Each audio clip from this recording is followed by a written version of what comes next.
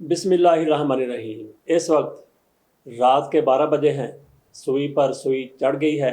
ये 9 और 10 अगस्त की दरमियानी रात है। आज उस तारीख रात का ख़ात्मा हो गया जो 10 और 11 अप्रैल की दरमियानी शब को 2022 में कौम व मुल्क पर तारी हुई थी। बदमाश हुकूमत का ख़ात्मा हो गया।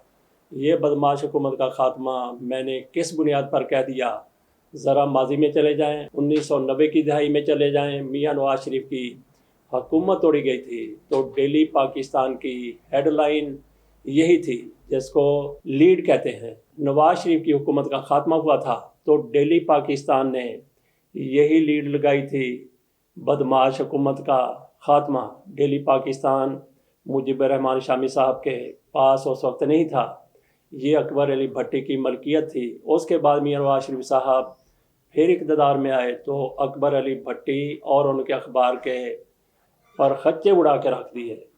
बहरहाल उसके बाद ये अखबार जनाब मुजीबर रहमान शामी साहब के पास आया तो उन्होंने इसको दोबारा से अपने पाँव पर खड़ा कर दिया। बात हम कर रहे थे कि अकबर अली भट्टी के अखबार डेली पाकिस्तान में उस वक्त ये लीड लगी थी, बदमाश हुकूमत का ख़ात्मा। उसी तरह से अब भी 16 माह के बाद उस हुकूमत का ख़ात्मा हो गया जो हुकूमत कुछ बदकुमाश लोगों के हाथों में थी, जिसके सरबरा मियाँ शहबाज शरीफ साहब थे। इस हुकूमत ने इस दौरान क्या क्या गुल खिलाए। अगर ये इमरान खान की हुकूमत के खात्मे के बाद जिसकी जगह पर ये लोग आए थे कुछ रिलीफ दे देती, जैसा कि इमरान खान के दौर में महंगाई थी, पेट्रोलियम की कीमतें थी, दहशतगर्दी थी, दीगर मामला थे, तो लोग इनकी तहसीन करते। लेकिन आज आपके सामने है कि कौन सा शोबा है जिसमें अब तरी पस्ती नहीं आई। महंगाई का जो तूफ़ान है वो आपके सामने है। दहशतगर्दी कहाँ से कहाँ अरूज पर पहुँच गई, मामला संभाले नहीं जा रहे। और इन्होंने फिर जिस तरह से इंतकाम का इमरान खान को निशाना बनाया वो भी अपनी मिसाल आप है। इमरान खान आजकल जेल में है।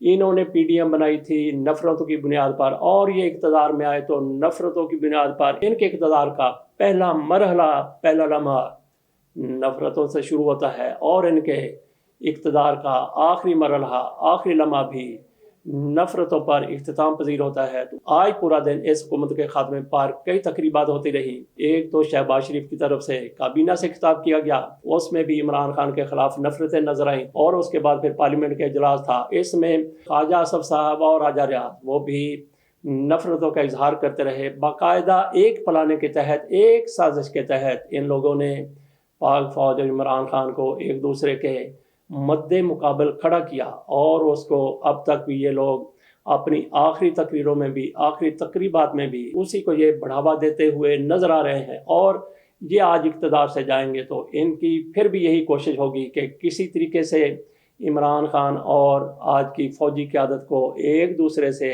दूर रखा जाए ताकि इनके इक़्तिदार में एक बार फिर आने की राहें हमवार होती रहें।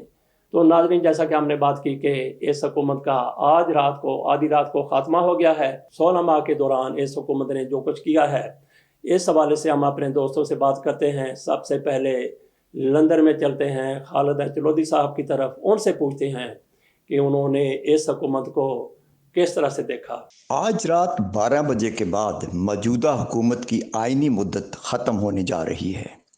इसके बाद मुल्क में अबूरी हुकूमत का क़याम अमल में आएगा। अबूरी हुकूमत के क़याम के लिए आइनी तौर पर हुकूमत में शामिल अपोजिशन पार्टियों से मुशावरत के बाद अबूरी वज़ीर आज़म लाया जाता है। पाकिस्तान की तारीख़ में यह पहला मौका है कि मौजूदा हुकूमत, जो कि PDM की गैर आइनी, गैर कानूनी हुकूमत थी, इसका ना तो कोई अखलाकी जवाज़ ही बाकी था। अपोजिशन भी इनकी अपनी थी, यानी किराए पर हासिल करदा अपोजिशन लीडर राजा रियाज। बदकिस्मती से शहबाज हुकूमत में कायदे हद इख्तलाफ था।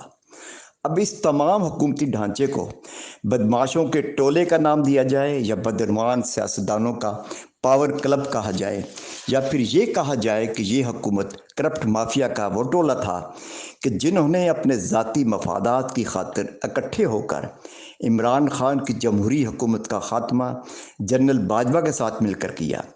اس تمام منصوبے کی ڈوریاں لندن سے ہلائی جاتی تھیں، جس میں برابر امریکی اشارے کام کر رہے تھے۔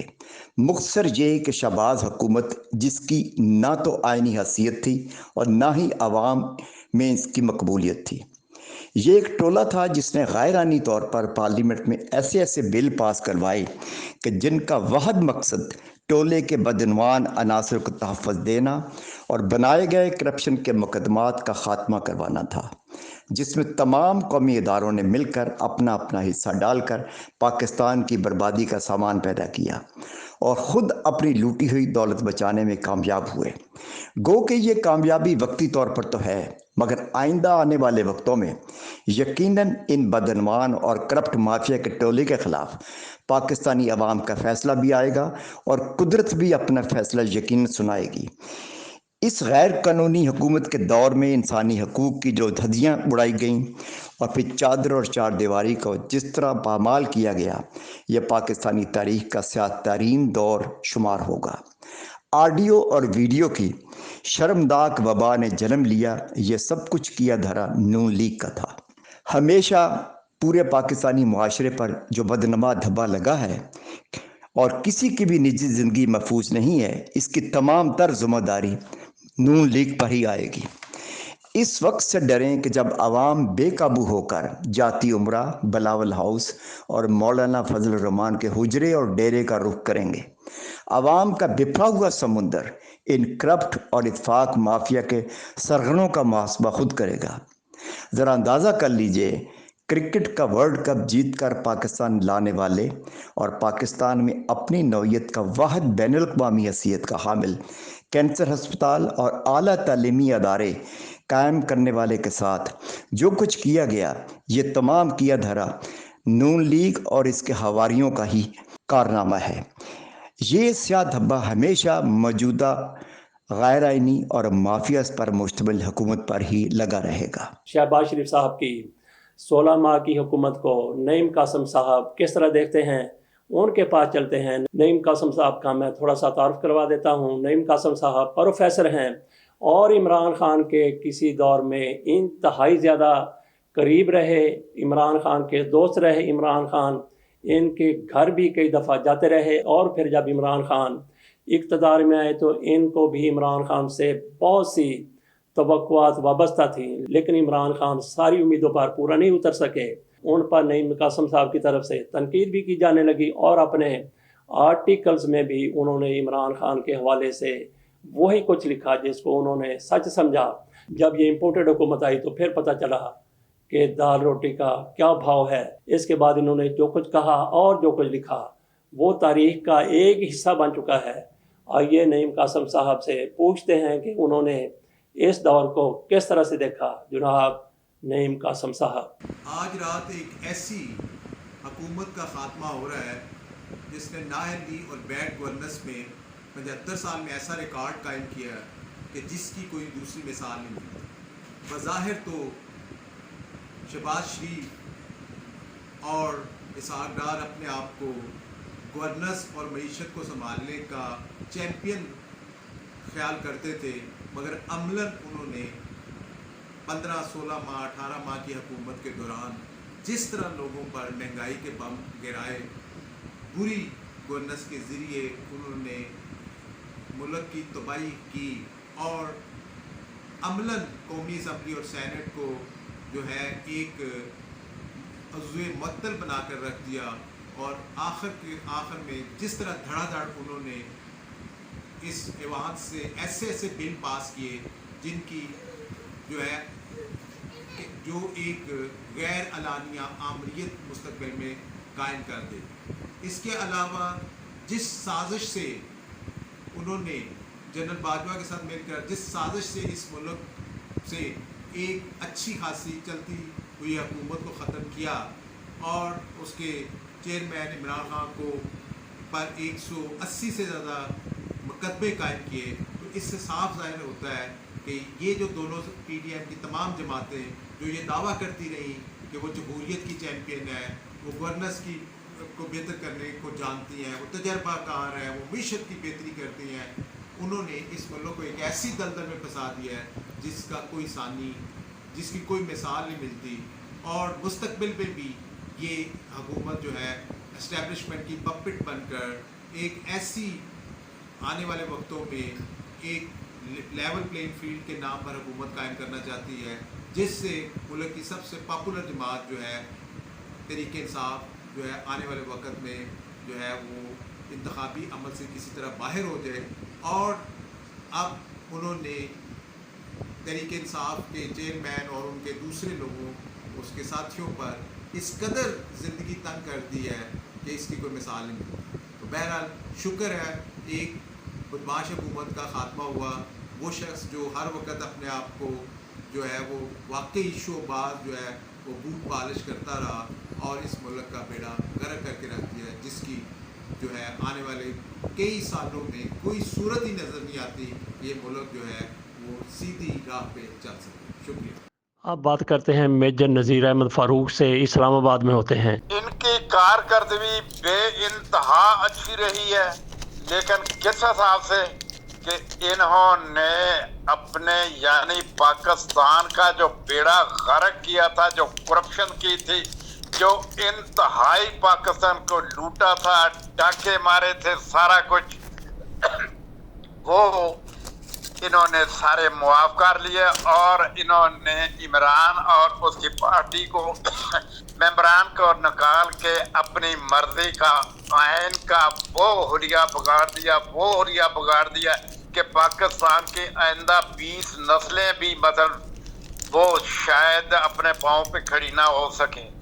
انہوں نے، کیونکہ وہ کہتے ہیں نا سن مار کے بوٹیا چور نسے گئے وچ پھر دے چوکی دار رہ گئے، ان سب نے بھاگ جانا ہے ڈاکے مار کے، لوٹ مار کر کے۔ یہ بے رحم درندے ہیں، درندگی کی ہے ان مہینوں میں، اور کرنے کے بعد یہ بھاگ بھوگ جائیں گے۔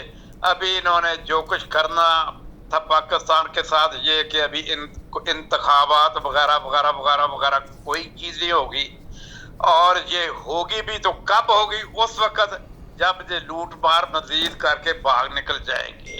بہت بہت اللہ شکریہ۔ اللہ تو خیر صلاح۔ سب سے بڑی بات یہ ہے کہ انہوں نے فوج کو بیچ میں لا کے فوج کو اپنا جو بیسک رول ہے اس سے ڈیویٹ کر دیا ہے۔ سیدھی سی بات ہے، جی جی، کوئی کچھ بھی کہے تو اس کے بعد کیا ہوگا، مقصد کیا ہے، کرا کون رہا ہے، کون سی طاقت ہے، کیا چاہتے ہیں، کیا ہونا ہے۔ میرا خیال ہے نوشتہ دیوار جو ہے، بلکہ ابھی نوشتہ دیوار نہیں بلکہ سورج کی طرح آسمان، جیسے سورج آسمان پہ چمکتا ہے نا، اس طرح آسمان پہ لکھا جا چکا ساری مخلوق پاکستان کی، سب لوگ آسمان پہ پڑھ رہے ہیں کہ کیا ہونے والا ہے۔ تو کیا ہونے والا ہے، کیا ہونے والا ہے؟ آپ یہی سوچ لیں کہ مطلب جو کچھ کر دیا، جو کچھ کر لیا، باقی الیکشن نہیں ہونے ہیں، الیکشن کر جائیں گے، اور اس دوران میں کیا کرنا ہے تو اس دوران میں آپ خود ہی سوچ لیں کہ کیا جب آپ نے آئین کو، قانون کو، انسانیت کو، ہر چیز کو اپنے پاؤں تلے سے روندا ہی نہیں، یہ مسئلہ نہیں ہے بلکہ آپ نے گٹر میں پھینک دیا ہے، تو آپ یہ بتائیں کہ مطلب اس کے بعد پیچھے کیا رہ جائے گا؟ بہت بہت اس کے ساتھ اجازت دیجیے، اللہ حافظ۔